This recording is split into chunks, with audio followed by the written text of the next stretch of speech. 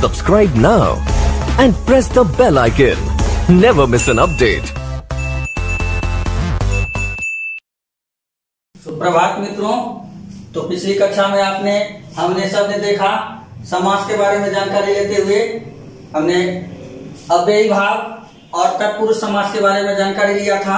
अब अगला समास हमारा होता है द्वंद्व समास।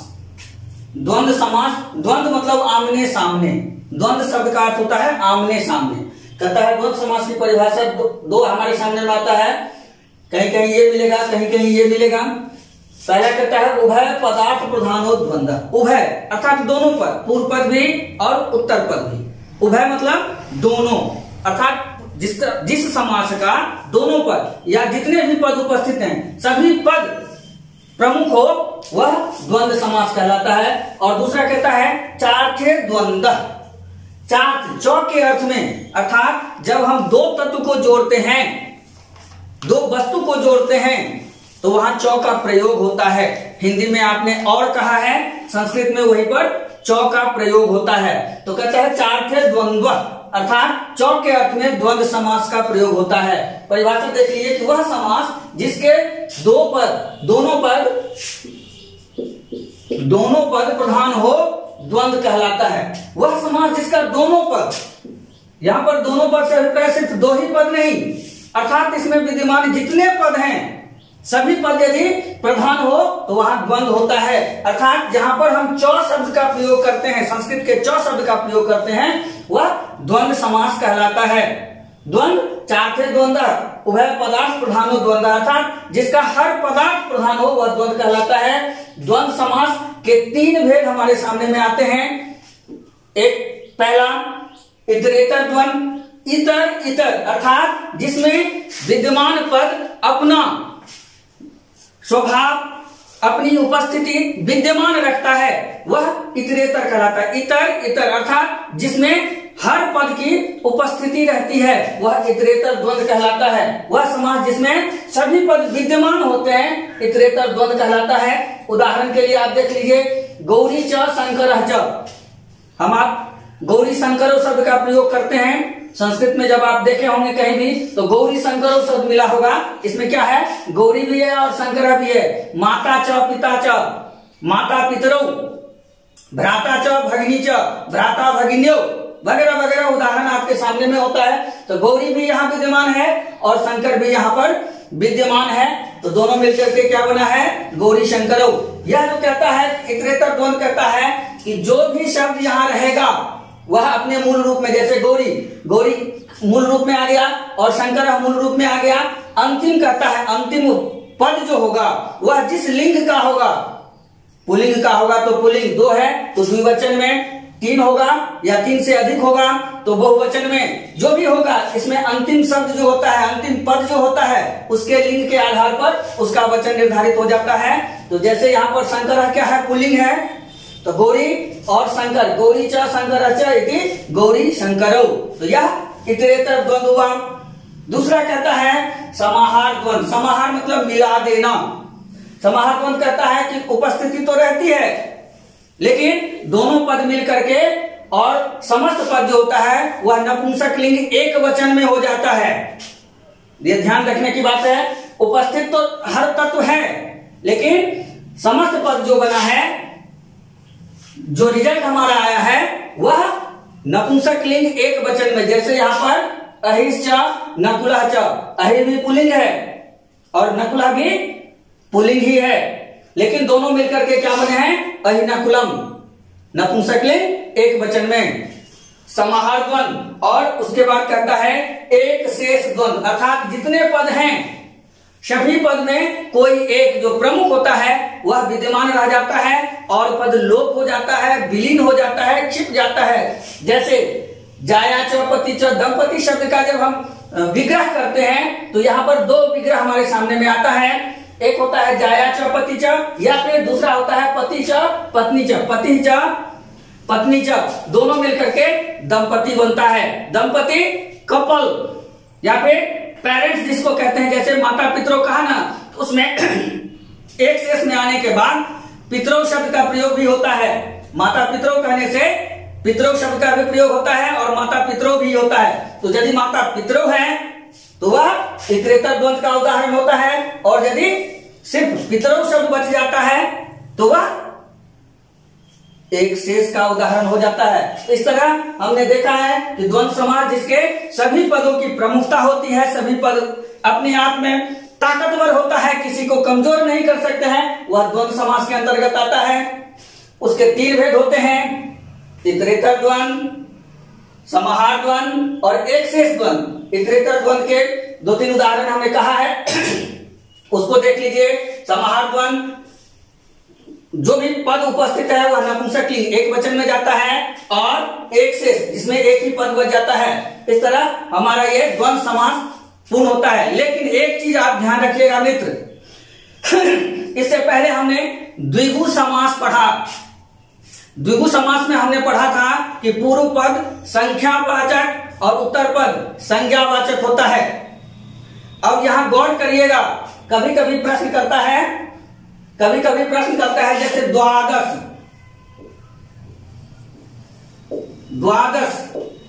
यह जो शब्द है इसमें कौन सा समास है, प्रश्न कर देता है। द्वादश पदे का समास है, तो वहां पर हम आप कंफ्यूजन में कि हमने तो पढ़ा है कि द्वादश है, संख्यावाचक है, हमारा उत्तर द्विगु में चला जाता है कंफ्यूजन में। लेकिन जब यहां होता क्या है, द्वंद्व समास होता है।